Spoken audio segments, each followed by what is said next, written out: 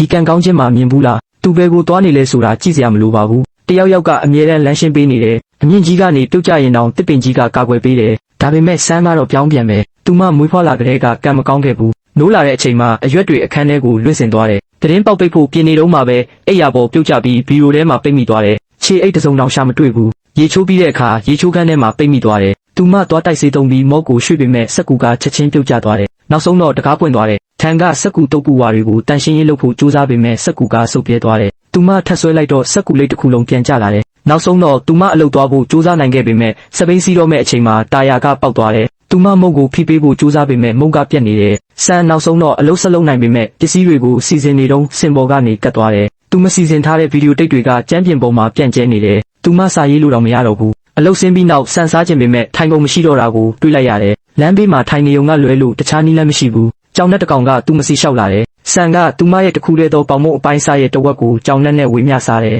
ကြောင်ကိုကြည့်ပြီးသူမရင်ထဲကခံစားချက်တွေကိုဖွင့်ဟလာတယ်ရုတ်တရက်ကြောင်လက်ကပေါင်မုတ်ကိုဆွဲယူပြီးထွက်ပြေးသွားတယ်ဆန်ကနှုတ်ဆက်ယုံမဲ့တက်နိုင်တယ်ပြီးတော့မြေပြင်ပေါ်မှာဒင်္ဂါတစ်ပြားကိုတတိထားမိလိုက်တယ်သူမကောက်ယူပြီးသူမရဲ့အိတ်ကက်ထဲထည့်လိုက်တယ်သူမမသိတာကဒီဒင်္ဂါဟာသူမကိုပြောင်းလဲစေတော့မယ်ဆိုတာပဲ